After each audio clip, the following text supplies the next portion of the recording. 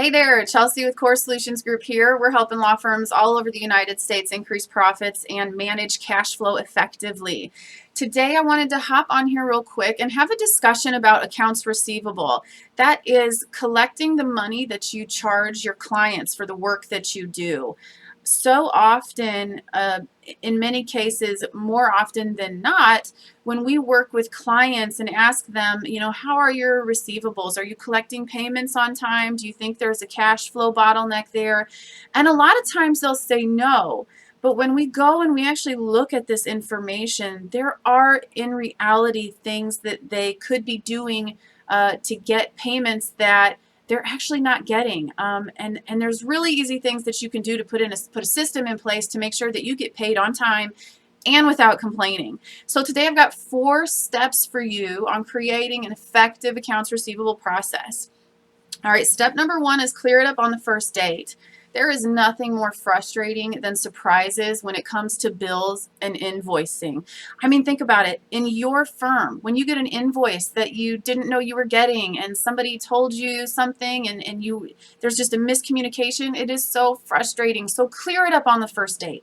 Make sure that when you are meeting, when they're a prospect before they ever become a client, and they talk about services, make sure that you are transparent with how you bill, what you bill, so that the client knows exactly what to expect. Your clients should also understand exactly how they can pay you. What types of payment services do you accept, or payment methods do you accept, and how can they go about getting your money to you? When the payment is expected, make sure that they understand that this is how we bill, this is when you might be seeing an invoice, and this is what it could be for, depending on where you're at within that matter. Also, exactly what happens if payment is not received timely. Now, this is a big one. This is such a big one, and we'll cover this here in a little bit. So clearing it up on the first date, making sure that your clients understand how you do things, what they can expect. Sometimes it can be a little difficult to explain your pricing, especially when maybe you charge a rate that some people are a little bit hesitant towards, but better upfront about it than for them to get an invoice that they weren't expecting and then be spiteful about paying it and upset with your firm about it. So step number 2 is covering your butt with your pricing. Okay, what do I mean by that? If you are still using hourly rates, hourly billing, if you're still tracking your time by the hour for the practice areas that you work within, then you will certainly want to look at moving over to a flat fee structure. And this is not new in the legal industry. It's been a buzzword for a long time. And it's absolutely doable. Don't make the mistake of thinking that you are beyond flat rate billing and that it cannot be done. It is a process. It is a process that is not set in stone overnight and then implemented, never to be touched again. It is a process that is meant to be reviewed, tweaked, reevaluated on a regular basis to make sure that you're charging what you should be on a flat rate basis instead of an hourly billing. So that is one of the ways that you can cover your butt is with your pricing. Another way that you can cover your butt is by requesting retainers. If you know that a service that you're about to provide for a client has an average fee of $1,000, collecting a $500 retainer fee is not unreasonable. So analyze your retainer fees and set them up, and don't be scared to use them because they really work, and it also lets the client know to take you seriously as well. Also, consultation fees. Consider charging consultation fees. There is some value to providing free consultation, but when you have developed your niche and your practice area so well that you have a proven process with statistics that you understand, you are going to find yourself in such high demand that free consultations are not going to make sense for you anymore.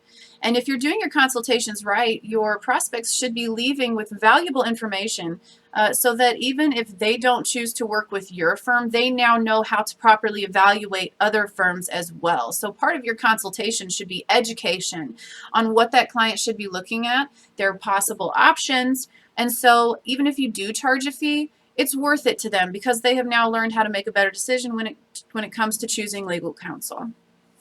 So that is covering your butt. Make sure that if you're going to put yourself in a situation to not get paid, that you've put something in place to make it to where it's not such a huge loss for yourself and your firm. All right, so that is step 2. Step 3, so show some initiative and don't just be a bill.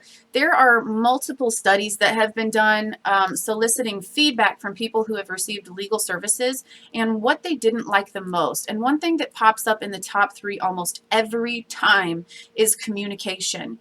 Clients want to know where their matter, where their case is at, what the progress is. And if they're calling your firm asking for updates, you might want to consider putting a communication system in place that keeps your clients updated proactively so that you're not even giving them the chance to call your office and check up on your case.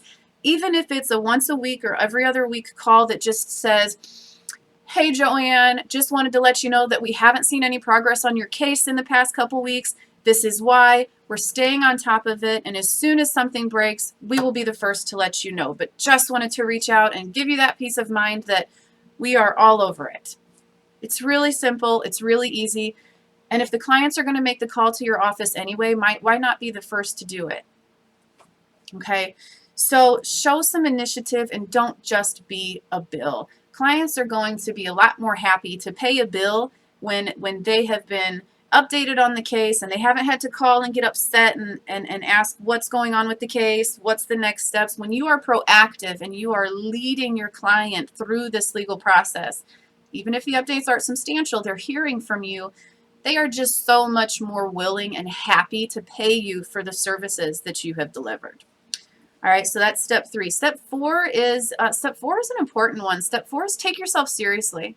And what do I mean by that? What I mean by that is follow through, put a system in place that enforces payment and also takes action if payment is not made in a timely manner. All right, so what does this look like? For accounts receivable, this is an aging process. So an example of an aging process would be if you have an invoice and the invoice's due date is the 10th of the month, what you want to do and have listed on your invoices and follow through with is have a 30, 60, 90, 120 day process. So for example, at 30 days past due, perhaps you have a flat late fee that you charge your clients if they haven't paid by the due date. Let's say that's $25, okay? So the past due date rolls around, and on the first day after that due date, there's $25 automatically tacked onto their invoice for being late. All right, so that's 30 days. At 60 days, you could say legal services stop until the account is caught up and paid in full. Okay, don't be scared to stop services to clients who won't pay. Again, take yourself seriously, value your time, and when you do that and you have processes that enforce that, your clients will see and recognize that, and they'll think twice before being late again. Okay, so maybe at 90 days, now we have a letter of intent to collect, and we'll talk about that a little bit more. But this is not an actual collections letter. This is a letter that says, hey, I take getting paid seriously, and we have systems and processes in place that are pretty automated, and I wanted to give you the benefit of the doubt. Want to make sure that you didn't go to collections. So it's not an actual collections letter. It's more of like a courtesy letter from you to them. So let's say you decide at 120 days past due, now it goes to collections. Now you have a pre-established relationships with the collections agency, and you know your rights and your boundaries and your thresholds, and you work with that collections agency, and at 120 days you actually pass that over and you let them do their job. Okay, so now those are the 4 steps. Very easy, very simple. Let's talk a little bit about this 90-day letter of intent to collect. All right, so it's not so much what you say, it's how you say it. When people think of collection letters, they think of this demanding, you better pay us or else, threat, threat, threat.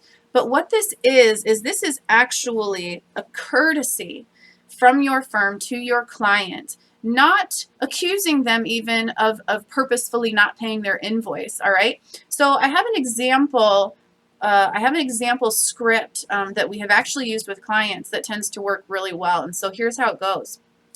Hey there, Miss Client. It's been a pleasure working on your case, and we're pleased with the progress so far. Unfortunately, we had to stop work due to outstanding invoices. Are you receiving the invoices we're sending you okay, or would you prefer a different delivery method? So what this does is it gives them the benefit of the doubt. We're not being accusatory. we are asking them genuinely, are you getting them okay? Is there a miscommunication? Maybe you're not getting them. So we're kind of implying that, oh, this might be a mistake, and we just want to make sure that your account doesn't get sent to collections. And we want to, make sure that you know this. So your account is due to move on to collections, and I wanted to make sure you had a final notice. Please reach out to discuss alternative payment arrangements. Make sure you provide your contact information to avoid your account moving into collections. If we do not hear from you by a specific date. So this is key. Give them the benefit of the doubt. Put a pin in it, put a date on it, and tell them if we don't hear from you by this specific date right here, our processes are automatically going to send your account over to collections, and there's nothing we can do about it. So we're trying to help you here. All right? Sincerely, person who will come for my money if you take me there. Right? So if you take yourself seriously, it will show through your processes, through your follow-up, and also your clients will understand it. So those are our quick 4 tips on how to develop an effective accounts receivable process and get paid in a timely manner.